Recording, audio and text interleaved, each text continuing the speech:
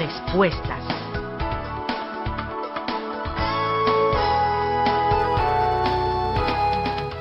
Saludos mis amados hermanos y amigos, Dios les bendiga, Dios les guarde. Es muy grato estar con ustedes una vez más en este su programa Respuestas. A todos nuestros hermanos y amigos que en Centroamérica, Suramérica, Estados Unidos, el Caribe y en esta nuestra tierra, Puerto Rico. A todos aquellos que disfrutan de nuestro programa, ya sea a través de la radio, a través de la internet. Es grato poder estar con ustedes y compartir con ustedes una vez más su programa Respuestas.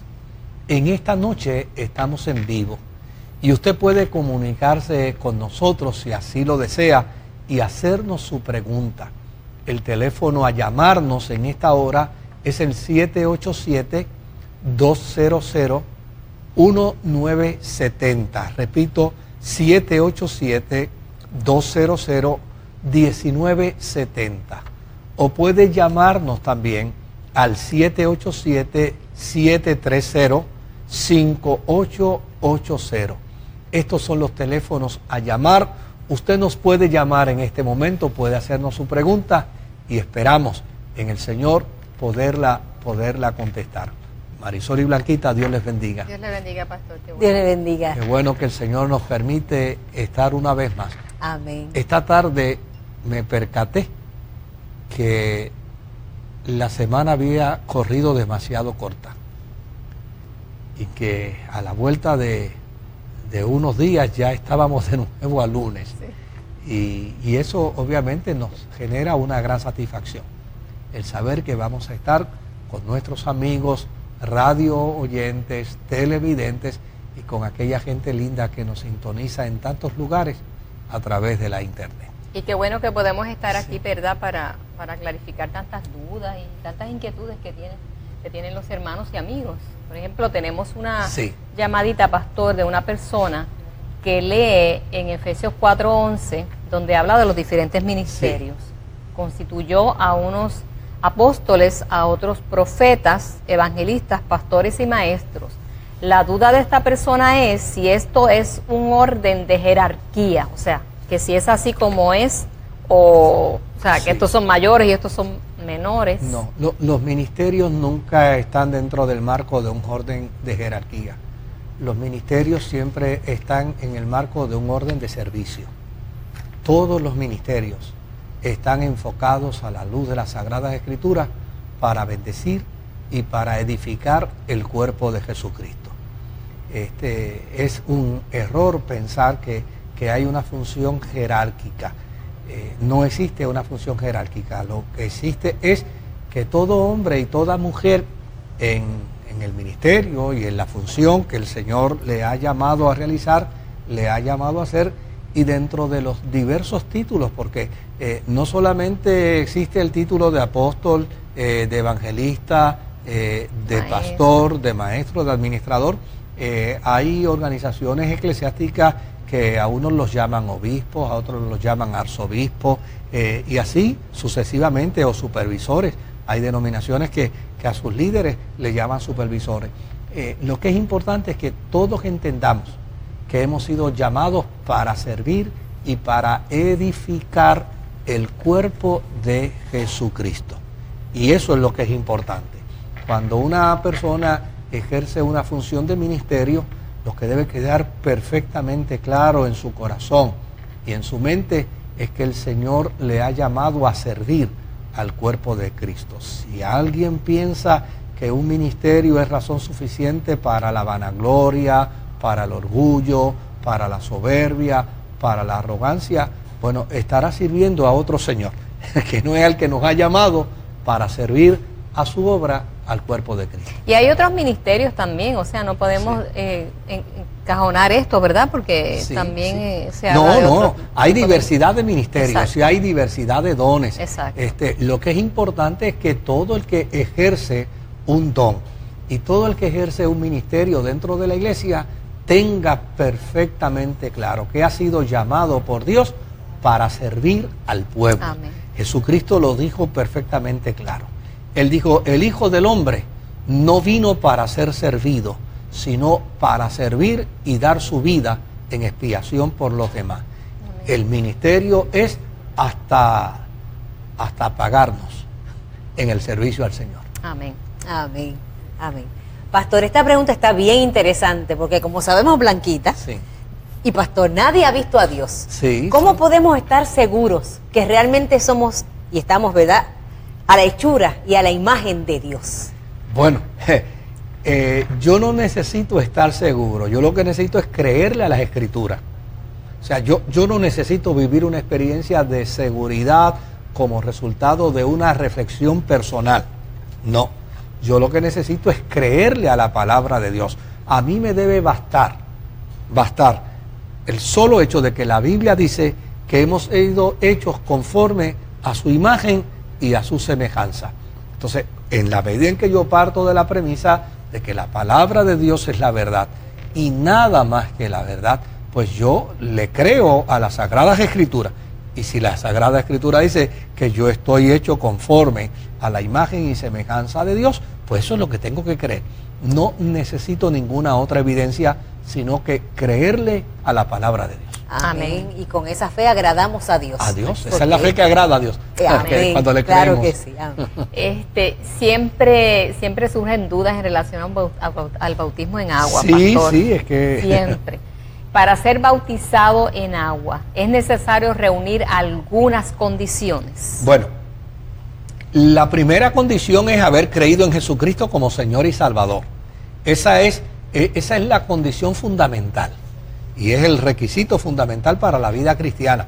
Ahora, lo que no podemos perder de perspectiva es que las comunidades de fe y las denominaciones ven en la experiencia del bautismo la oportunidad de que las personas vengan a conformar ser parte del cuerpo de Cristo. Y entonces, desde luego, tienen que guardar como miembros del cuerpo de Cristo, como miembros de la comunidad de fe, pues entonces tienen que guardar cierta relación con la experiencia cultica, con la liturgia de la iglesia, con la doctrina de la iglesia y con aquellas reglas que la iglesia tiene. Y entonces, desde luego, el requisito principal es haber creído en Jesucristo como Señor y como Salvador. Pero no podemos perder de perspectiva que hay otros requisitos, que son los requisitos que las denominaciones y las iglesias establecen para que ese creyente que ha sido bautizado y que ahora viene a ser parte de la comunidad de fe, pueda integrarse a esa comunidad de fe y pueda ser parte de la comunidad. Y a eso entonces se le añaden otros requisitos que pueden ser varios. Claro. Lo que es importante es que las denominaciones no perdamos de perspectiva que lo que es importante para el bautismo es haberse confesado cristiano.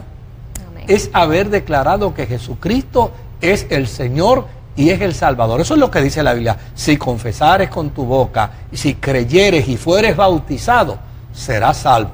Claro, yo creo que está muy bien que las denominaciones establezcan, pero no podemos partir de la premisa que las reglas denominacionales son las que determinan la experiencia salvífica en el bautismo. No son las reglas denominacionales. Lo que determina la experiencia de la salvación es el haber creído, y por cuanto se creyó, entonces la persona viene a la experiencia del bautismo. Yo pienso, pastor, que el hecho de que en la Biblia la gente recibía a Jesús, o Juan bautizaba y no recibían ni clases, ni iban después a este tipo de dinámica que tienen las iglesias, quizás por eso es la preocupación, la duda. Claro, ¿verdad? Lo que pasa es que en el primer siglo de la era cristiana, pues en el tiempo de Jesús era una pequeña comunidad, pues el que se hacía cristiano, se hacía cristiano. ¿Qué mejor curso de vida que saber que por haberse hecho cristiano puede perder el terreno, puede perder el trabajo, puede perder la familia, puede perder la vida? ¿Qué mejor curso que ese? Pues ahora, cuando la iglesia empezó a crecer, entonces existían maestros y trabajaban con la cuestión, con el elemento del catecumenismo, es decir, con la experiencia de la enseñanza para ir formando. Una vez que empiezan a surgir nuevas denominaciones, pues cada denominación quiere que la persona que se inicia en la experiencia cristiana a través del bautismo conozca la experiencia de su denominación, qué es lo que cree la iglesia, qué es lo que confiesa la iglesia. Amén. Pues todo eso ha hecho el elemento de que se aparezcan más requisitos, pero lo que es importante es que los cristianos entendamos con perfecta claridad que el requisito para ser bautizado es haber confesado a Jesucristo como Señor y Salvador. Que el bautismo no salva, pero porque se es salvo, debemos bautizarnos. Amén. Eso es lo que es fundamental. Amén. Amén. Y lo hermoso de todo eso, pastor, es que sabían que podían perder la vida, pero después la querían dar, vida, pertenencias, propiedades, todo lo querían dar por el nombre y el amor a Jesús. No, la iglesia primitiva tuvo que escribir documentos inclusive donde le prohibían a los cristianos ofrecerse para el martirio de forma voluntaria, porque ellos amaban tanto la fe y tenían tal convicción de que Jesús había resucitado que no les importaba. Y la iglesia tuvo que escribir artículos, documentos, donde se le prohibía a los creyentes ofrecerse de forma voluntaria al martirio, porque no, la iglesia no iba a aceptar el martirio de forma voluntaria. Era una wow. Eso lo tenemos que aplicar nosotros. Pastor, este hermano quiere que le explique por qué Eclesiastés dice de esta manera. Sí. Y el polvo vuelva a la tierra como era, y el espíritu vuelva a Dios, quien lo dio. Sí. Bueno, es el entendimiento del proverbista, del autor de esa perícopa, de esa porción del libro de Eclesiastés, donde está invitando sobre todo al joven, ¿no?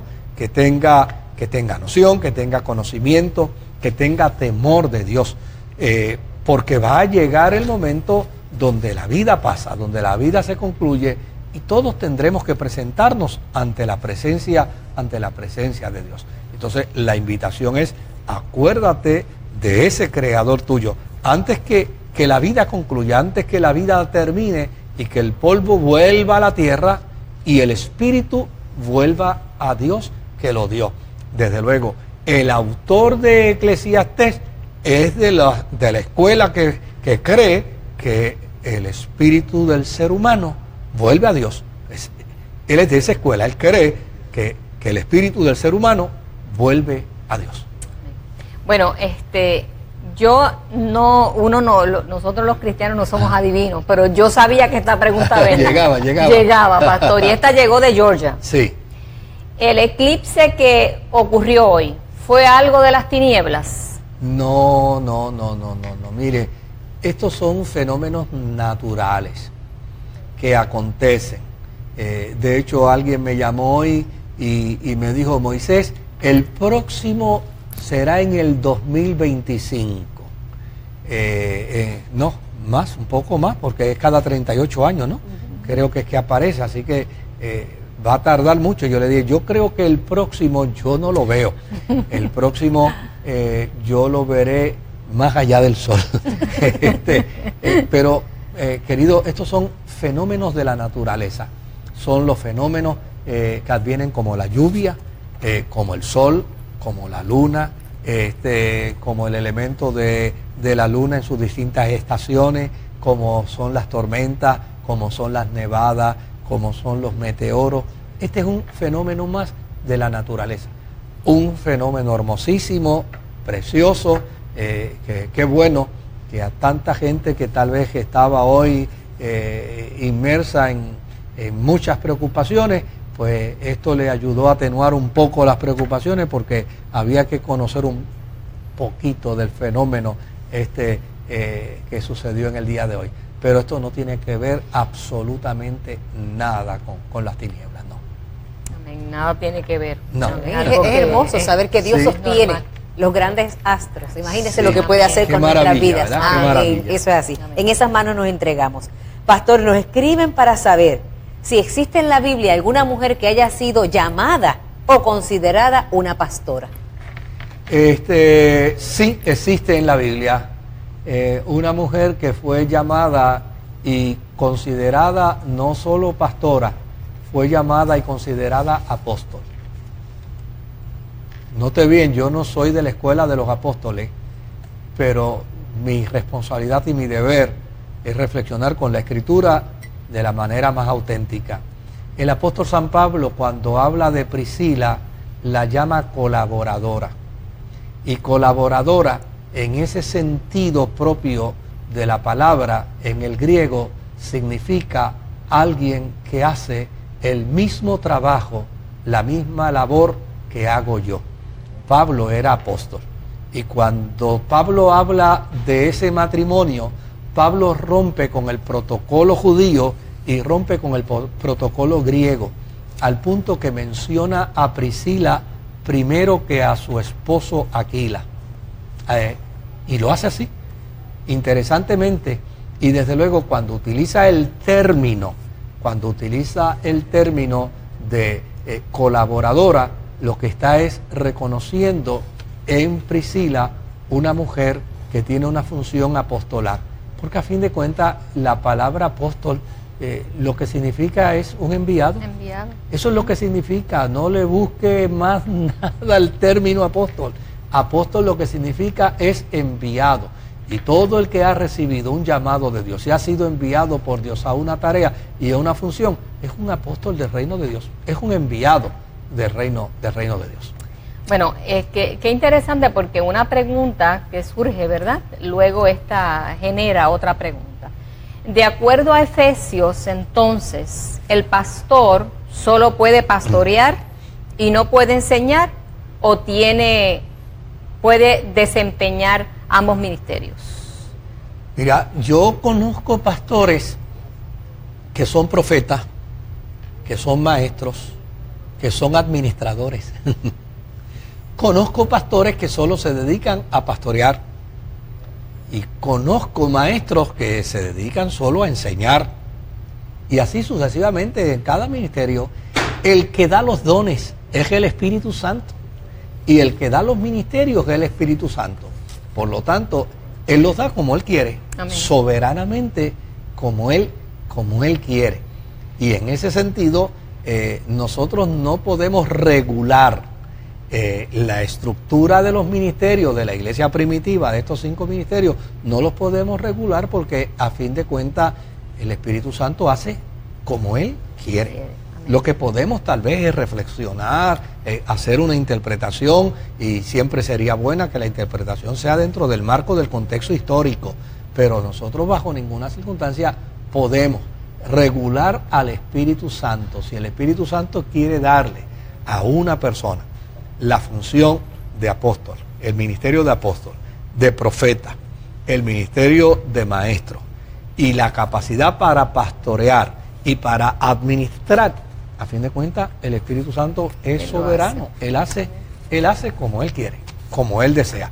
Pero ya dijimos que estos son 5 ministerios que surgieron en la vida de la iglesia primitiva, pero hoy en día no podemos circunscribirnos meramente a 5 ministerios. Hay muchos más ministerios. Imagínense, hay gente que tiene hoy en día el ministerio, la responsabilidad de traducir las Sagradas Escrituras. Son biblistas, son especialistas en el campo. Están aquellos que son los teólogos, los que trabajan con la interpretación del texto. Y esta gente que trabaja con la interpretación del texto, oiga, yo conozco a algunos de ellos, son gente profundamente entregada a las Sagradas Escrituras. Mire, hay una institución, para que conozcamos un poquito, hay una institución que se llama Wycliffe. En esa institución que se llama Wycliffe, esta es una institución que se dedica a la traducción de las Sagradas Escrituras a diversos idiomas. En esa institución hay varios premios Nobel de la paz. ¿Usted sabía lo que es eso? Lo que eso significa. Gente que ha logrado alcanzar la distinción de Premio Nobel de la Paz como resultado de la competencia en su campo. Esa gente ha renunciado a todo, solo por dedicarse por una ofrenda a traducir las Sagradas Escrituras para los diversos idiomas del mundo. Ese es un ministerio. Esa es una persona con un ministerio. En el tiempo de la iglesia primitiva no era necesario, porque a fin de cuentas todo el mundo hablaba en griego. Pero cuando la iglesia empezó a trascender aparte del mundo griego, óigame, empezó el Espíritu Santo a crear nuevos ministerios para las nuevas necesidades de la iglesia. El Espíritu Santo es maravilloso haciendo cosas grandes para bendecir y para edificar a la iglesia. Vamos a una pausa y regresamos ya mismito con más de respuesta.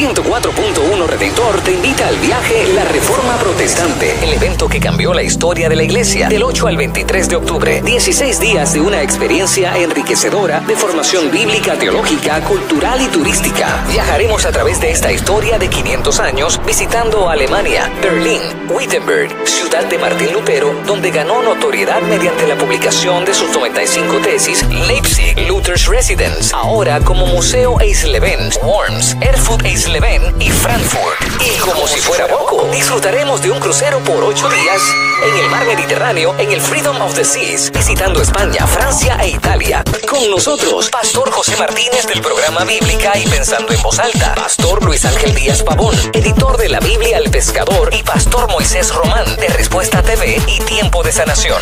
Reserva llamando ahora a Pronto Travel 798-6455 o 399-6124. También puedes llamar a nuestras oficinas de Redentor al 751-1310 o accediendo a redentor104fm.com. Te invita Bíblica, Respuesta TV y Vida para Puerto Rico el 28 de octubre. Otro evento con la marca de Redentor. Hashtag La Primera Cristiana.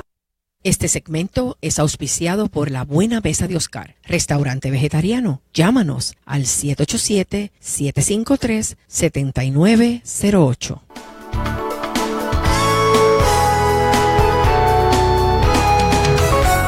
Estamos de regreso. Esperamos que usted pueda estar disfrutando nuestro programa, que el mismo pueda ser de bendición y de edificación a su vida.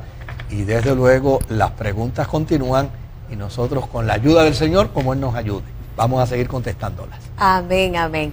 Bien interesante, pastor, que como dijo Blanquita, una pregunta genera otra. Y en estos momentos, desde West Palm Beach, nos escriben, pastor. Qué bueno. Es un hermano que es de una familia de pastores, así que le enviamos nuestro abrazo solidario y nuestras bendiciones. Y dice, si es correcto, pastor, que a los pastores hoy día se les llame profetas o apóstoles, que amplíe, aunque usted ha ampliado un poco, pero que hable más al respecto. Yo les voy a decir con toda honradez, y yo en esto he sido bien consistente, yo no tengo problema con los títulos. Para mí los títulos no es lo importante, en lo absoluto. En el cielo nadie va a entrar con título. Habrá un rebaño y un solo pastor. Yo no tengo problemas con los títulos, pero en lo absoluto. De hecho, como no tengo problemas con los títulos, a mí no me preocupan los títulos. En lo personal, la gente que me conoce y está cerca de mí sabe que a mí los títulos no me preocupan, no me quitan el sueño ni nada. Ahora, déjeme decirle algo. El problema mío no es con los títulos, es con la actitud que podamos asumir, actitud y aptitud que podamos asumir con respecto al título que obtengamos. Pues mire, yo conozco personas que tienen títulos y son gente humilde, son gente sencilla, afable, entienden perfectamente que han sido llamados por Dios para servir y para ministrar, y gloria a Dios por ello.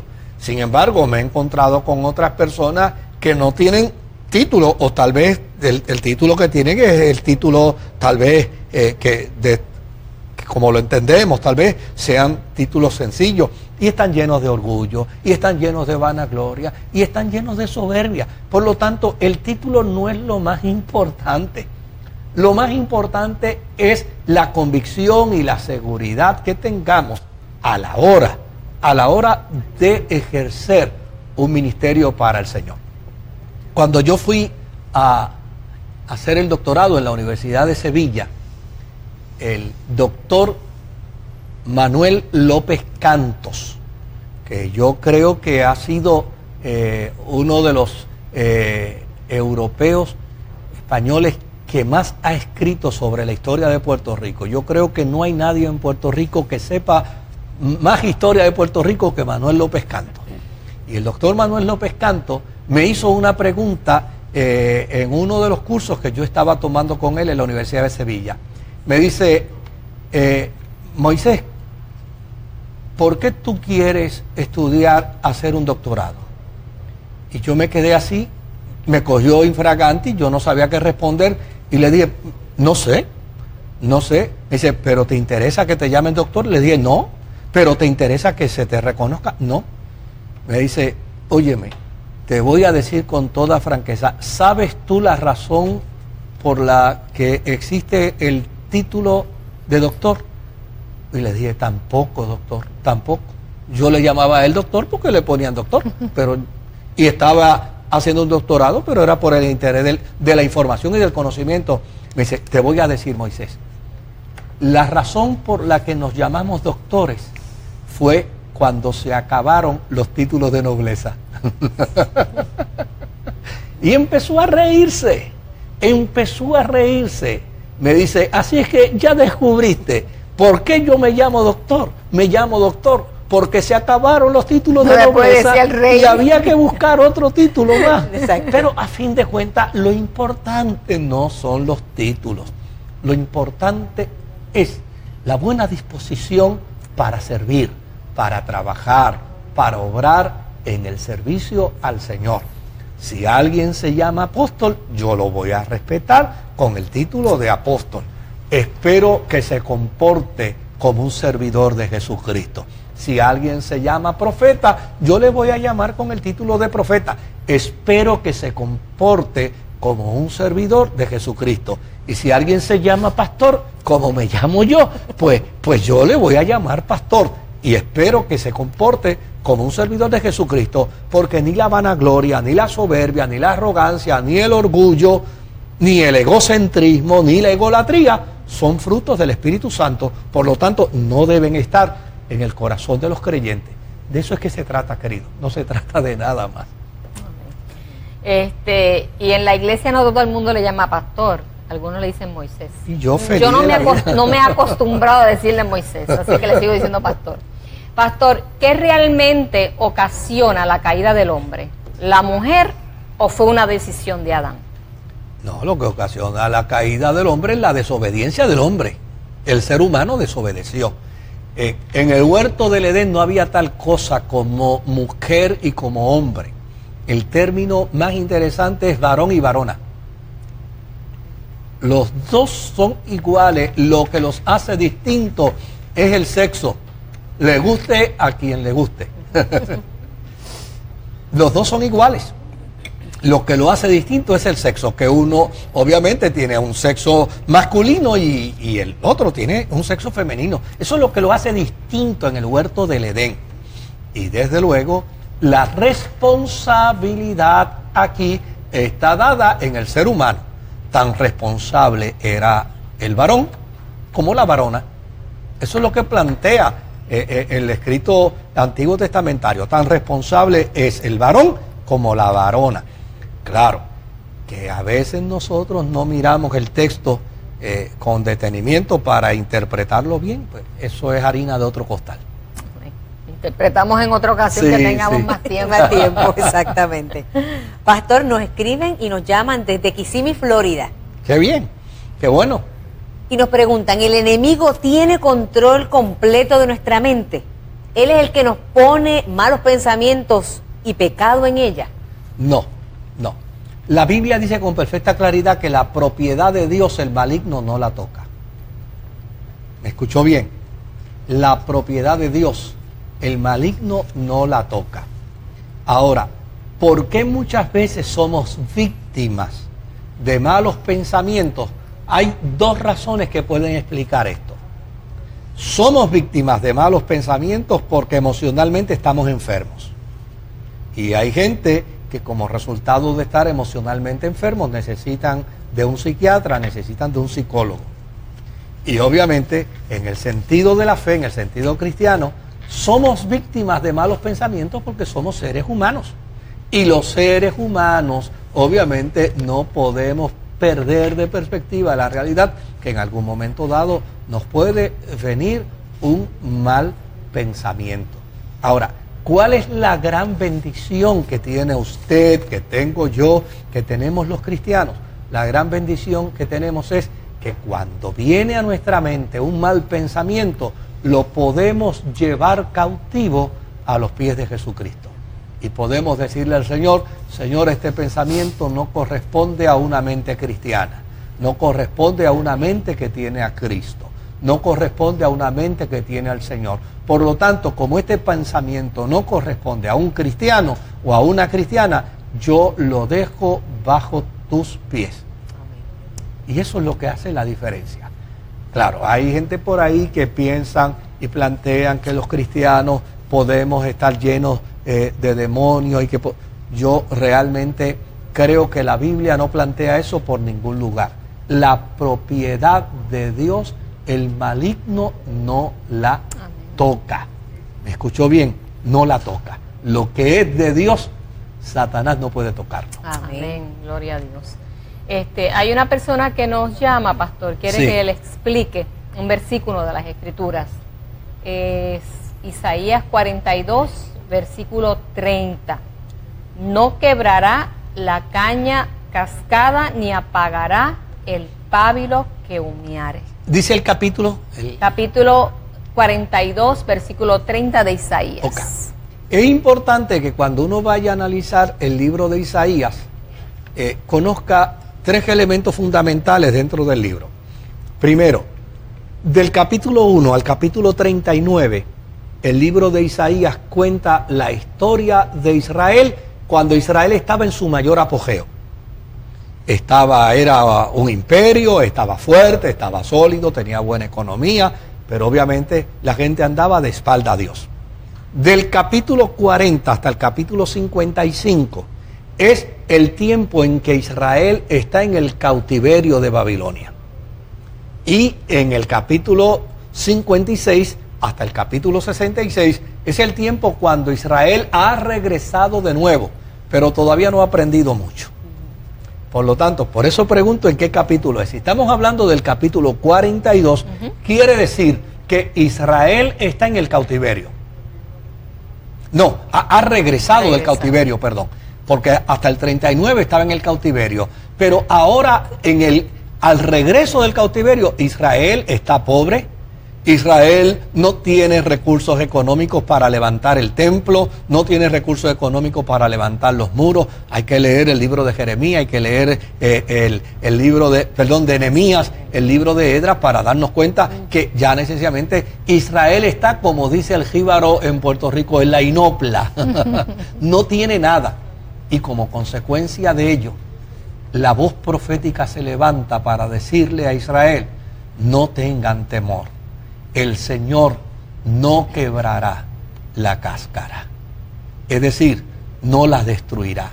Ustedes están como una cáscara, no serán destruidos. Lo que humea es casi que se está apagando. Y no va a apagar el pábilo que humea, porque a fin de cuentas, Él lo que va a hacer es logrará que la llama vuelva de nuevo a florecer. Qué lindo. Ese es el mensaje que le envía el profeta precisamente a la gente cuando llega a Israel y descubre que todo está destruido, no hay nada que esté en pie, todo está en ruina. No se apuren, el Señor no quebrará la caña cascada, es decir, esa caña que ya está seca, Él no la va a quebrar, no la va a destruir, ni tampoco va a apagar el pábilo que humeare. De alguna manera Él nos levantará. Es un mensaje hermoso y extraordinario en el libro del profeta Isaías. No, y lo lindo de la manera en que, ¿verdad?, se divide, ¿no? Se separa para poder entender. Sí. Si no hacemos estas 3 divisiones, no entendemos el libro de Isaías. Pues caemos en la trampa, obviamente. Nos volvemos bola, como dicen los mexicanos. Nos volvemos bola. Sí. Hermoso, debemos aplicarnos a nuestra vida, que cuando peor estemos, Dios siempre se acuerda de nosotros para hacernos mejorar y regenerarnos. Pastor, voy a combinar en esta ocasión 2 preguntas. Ambas tienen que ver con Judas. Ajá. La primera dice, ¿realmente, y buscando en la Biblia, Judas se ahorcó? Y la segunda dice, y cuando le iban a buscar sustituto a Judas, ¿por qué lo echaron a la suerte? Si los cristianos no creemos en la suerte. Sí. Bueno, aquí se está usando términos judíos. Y el término judíos no es igual que el término latino, ¿no? Del lenguaje español, en este caso latinoamericano. Aquí, cuando se habla de echar suerte, lo que quiere decir es, se hizo algo que está más allá de la posibilidad humana. Por ejemplo, el Urín y el Tumín. Aquella historia que aparece en el libro de Josué, del vellón, ¿verdad? Pues eso está lejos de la posibilidad humana, porque cómo pedir que amanezca el pedazo de lana húmedo cuando hace sol y aparezca seco cuando ha habido lluvia o cuando ha habido noche. Pues eso es fuera de la posibilidad humana. El elemento del Urín y el Tumín dentro del marco, pues obviamente está fuera de la posibilidad humana. Cuando se hace la elección y dice, echaron suerte y la suerte cayó sobre Matías, lo que esto quiere decir es, se hizo un procedimiento que estaba fuera de la posibilidad humana para demostrar que el Espíritu Santo fue el que legítimamente lo escogió. Eso es lo que quiere decir. Pastor, ¿y se ahorcó Judas? Bueno, el planteamiento bíblico dice que sí, Judas fue y se ahorcó. Obviamente, así es como nosotros lo entendemos dentro de las traducciones bíblicas y así es como lo creemos. Él se ahorcó. Bueno, qué bueno que están llegando preguntas, ¿verdad?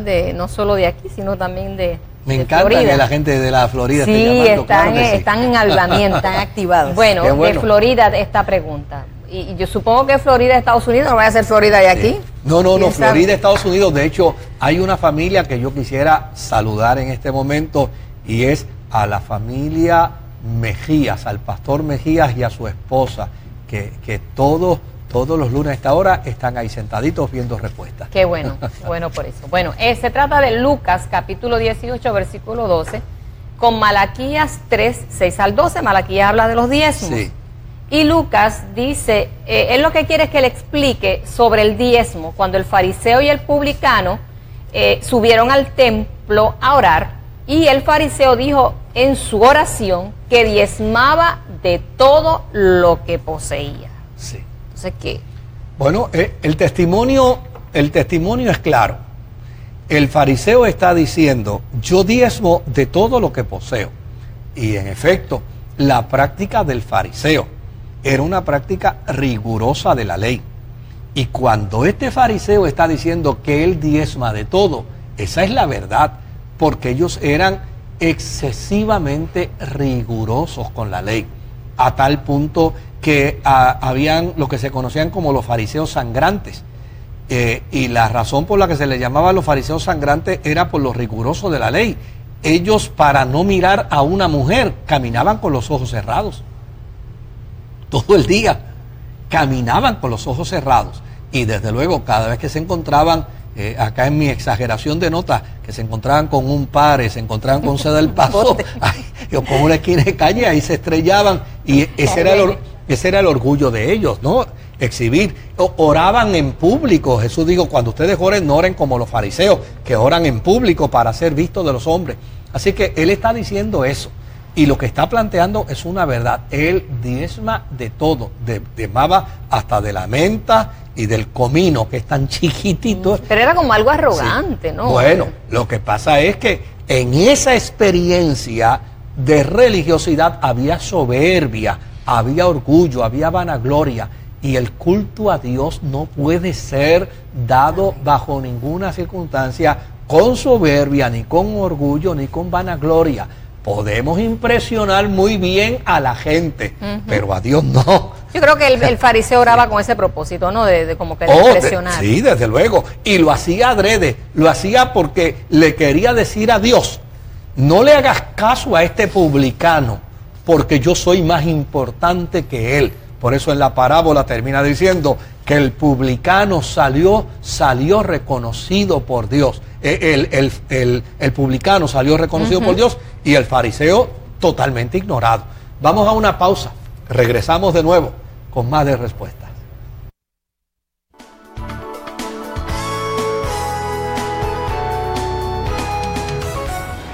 104.1 Redentor te invita al viaje La Reforma Protestante, el evento que cambió la historia de la iglesia. Del 8 al 23 de octubre, 16 días de una experiencia enriquecedora de formación bíblica, teológica, cultural y turística. Viajaremos a través de esta historia de 500 años visitando Alemania, Berlín, Wittenberg, ciudad de Martín Lutero, donde ganó notoriedad mediante la publicación de sus 95 tesis, Leipzig, Luther's Residence, ahora como Museo Eisleben, Worms, Erfurt Eisleben y Frankfurt. Y como si fuera poco, disfrutaremos de un crucero por 8 días en el mar Mediterráneo, en el Freedom of the Seas, visitando España, Francia e Italia. Con nosotros, Pastor José Martínez del programa Bíblica y Pensando en Voz Alta, Pastor Luis Ángel Díaz Pavón, editor de la Biblia al Pescador, y Pastor Moisés Román de Respuesta TV y Tiempo de Sanación.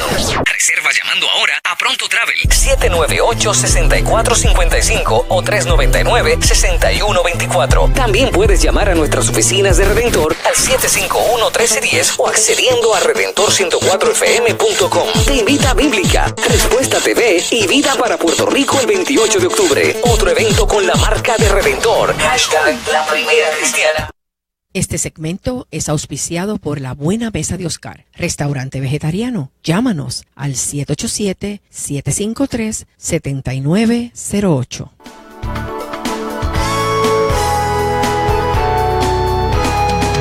Estamos de regreso y permítame solo un minuto.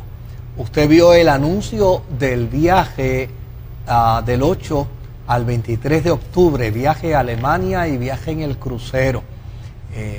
Todavía quedan algunos espacios, ya son mínimos, pero todavía quedan algunos espacios.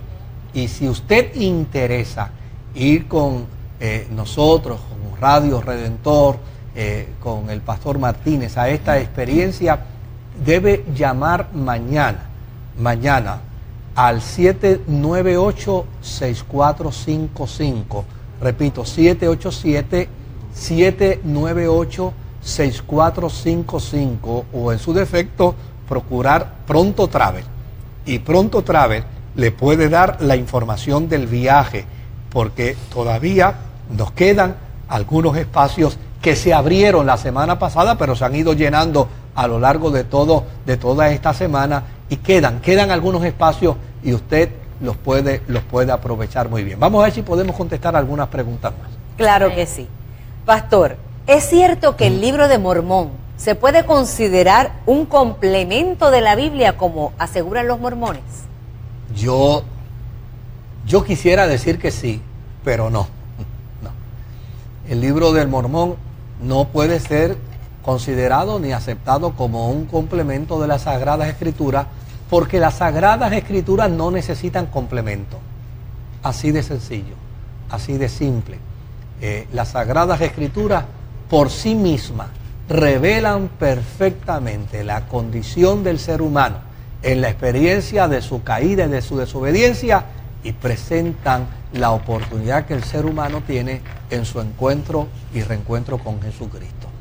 Así que, desde luego, yo soy evangélico y como evangélico tengo que decir que la sola Escritura es suficiente. Amén. Bueno, en Romanos capítulo 8, versículo 7, hay una persona que llama para que le explique, pastor. Porque irrevocable es el llamado y las bendiciones. ¿Esto fue para el pueblo de Israel o es para todo el mundo? No, esto Pablo lo está escribiendo. Cuando uno lee la carta de Pablo a los romanos, uno va a descubrir que en la carta de Pablo a los romanos hay dos comunidades. Una es la comunidad de cristianos judíos y otra es la comunidad de cristianos helenos, de cristianos griegos. Ambos son cristianos, pero tienen diferencias culturales, tienen diferencias de liturgia, tienen diferencias de doctrina, etcétera, etcétera. Y desde luego, como resultado de las diferencias, no pueden complementarse, no pueden integrarse en una sola comunidad en Roma. Y Pablo les escribe a estas dos comunidades. Cuando hace mención de esto, de la irrevocabilidad de los dones, está hablando obviamente del pueblo de Israel, del pueblo de Israel. Ahora, esto no quita, mis amados hermanos y mis amados amigos, esto no quita que el Dios que ve al pueblo de Israel como un pueblo a quien le dio un don y es irrevocable, esto no quita que la misma experiencia Dios soberanamente la vea en la vida de cualquier individuo, porque volvemos de nuevo, o sea, nadie puede dictarle las pautas a Dios. Dios es el soberano. Y si Él es el soberano, ¿quién le puede dictar las pautas a Dios? Nadie se las puede dictar. Por lo tanto, cuando yo escucho a alguien en el mundo evangélico, en el siglo XXI, en el mundo cristiano, debía haber dicho, en la comunidad cristiana, en el siglo XXI, decir que los dones son irrevocables, pues llana y sencillamente yo remito eso a la soberanía de Dios. Puede ser irrevocable si soberanamente Dios quiere que el don en alguien sea irrevocable. Como puede ser que no, porque a fin de cuentas Dios es Dios soberano. Yo respeto mucho la soberanía de Dios y yo creo que lo mejor que yo puedo hacer como humano es sujetarme total y absolutamente a su soberanía. Amén. Amén. Pastor, nos llega también un saludo de Florida y nosotros queremos también extenderle de toda la familia del programa Respuestas al pastor Medardo Cuellar y Sobeida Labrada, que son cubanos residentes en Florida y son oyentes de este programa. Qué bien, así que qué bueno. Nuestro abrazo y nuestras bendiciones. Pastor, nos preguntan, cuando conocemos al Señor, ¿es por el Espíritu Santo que sentimos la necesidad de ayunar? ¿O esto es algo que nos inculcan los pastores para que nos unamos todos y nos humillemos de corazón? Mira, la experiencia del ayuno es una experiencia de disciplina. Yo prefiero verla como una disciplina. Desde luego, no solo los cristianos ayunamos. Hay muchas religiones donde se ayuna. Y es interesante que hay religiones que ayunan mucho. Yo creo que hay religiones que ayunan más que los cristianos. Y esa es la verdad. Ahora, ¿cuál es el propósito y la disciplina del ayuno? Pues el propósito y la disciplina del ayuno es para tener tiempo solaz y de intimidad con el Señor. Porque en la vida cotidiana, en la cotidianidad de la vida se nos hace difícil, esa es la realidad. O sea, nadie puede ayunar si ese día no se separa. Porque a fin de cuentas, la ama de casa que quiere ayunar y tiene que atender al marido y tiene que atender a los hijos y tiene que hacer desayuno y tiene que hacer almuerzo, pues, la experiencia se le convierte en una tortura, no es una experiencia de intimidad con el Señor. El carpintero que tiene que ayunar, yéndose a trabajar bajo este verano de temperaturas de más de 100 grados, pues la experiencia no se le convierte en una experiencia de intimidad, se le convierte en una tortura, se le convierte en un sacrificio. Por lo tanto, la experiencia del ayuno como disciplina debe escoger espacios de tiempo, momentos de solaz, momentos de quietud, momentos donde podamos sacar tiempo, no solo para dejar de comer, sino para meditar en la Escritura, para meditar en cómo podemos ser mejores cristianos, cómo podemos desarrollarnos más como cristianos, para meditar en el propósito y la voluntad de Dios para nuestra vida y para nuestros sueños. A mí me parece que de esa manera la disciplina del ayuno es extraordinaria. De lo contrario, se convierte prácticamente en un dolor de cabeza. Con toda honradez, se convierte en un dolor de cabeza. Bueno, pastor, volvemos a los ministerios. Vamos a ver. Esta persona quiere saber si a los pastores se les puede llamar padres espirituales. Mira, el término padre espiritual realmente no es bíblico y no aparece bajo ninguna circunstancia. No es lo mismo cuando uno lee en las Escrituras que aparece el término del apóstol, del evangelista, pero el término de padre espiritual no aparece. Claro, yo no nací en Pentecostés ayer, yo vengo de un pentecostal bastante atrás. Y yo recuerdo a mi padre hablar de quien había sido su padre espiritual, pero su padre espiritual no era un pastor. Su padre espiritual fue el que lo ganó para el Señor. Y decía, este es como mi padre espiritual porque este fue el que me educó, me dirigió en el Señor. Pero era un reconocimiento de distinción, pero no le debía absolutamente nada, ni tenía ninguna deuda con él, ni ninguna responsabilidad, salvo el amarse en el Señor y en la relación del Señor. Yo creo que en ese sentido, el término no es que es malo. Lo que pasa es que no guarda relación con por lo menos con los ministerios que aparecen en la iglesia. No aparece un ministerio de la iglesia que se llame el ministerio del Padre Espiritual, porque la responsabilidad paternal de cuidado en la iglesia, paternal y maternal, nos corresponde a todos. Todos debemos ser padres de todos y todos deben ser padres nuestros y hermanos nuestros. Ahora, si alguien quiere llamar, yo recuerdo, mi papá llamaba al que lo trajo al Señor, o sea, este es mi padre espiritual, me trajo al Señor. Pues yo creo que no hay nada malo en que le diga padre espiritual. Ahora, eso es una acción voluntaria, ¿verdad? No puede ser obligatoria. A mí, si alguien me dice que le llame padre, yo le voy a decir, yo no sé, yo no te... Bueno, a mí me han llamado madre espiritual. Por eso. Porque sencillamente prediqué el evangelio, se salvó. Y los condujiste al Señor. Pero nadie puede decir que eso es un término que aparece en la Biblia.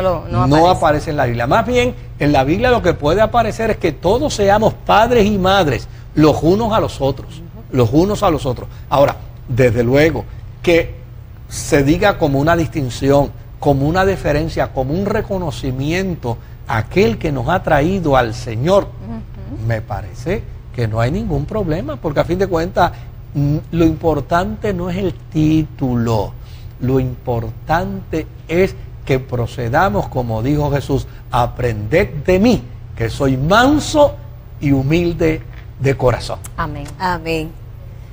Pastor, en el huerto del Edén, sí, ¿ya Adán y Eva habían procreado antes de haber pecado? No lo sabemos. No aparece ese dato en las Sagradas Escrituras. Lo que podemos inferir es que no, porque si hubiera sido así, el texto diría, y fue expulsada toda la familia. Y el texto dice que fue expulsado Adán y Eva. Por lo tanto, a pesar de que no hay un dato que lo diga, lo podemos inferir que no había nadie. Allí el primer dolor que tuvo Eva lo tuvo posterior al Edén. Pastor, la mujer del flujo de sangre, sí, ¿cómo la mujer sabía que tocar el borde del vestido de Jesús sería sana?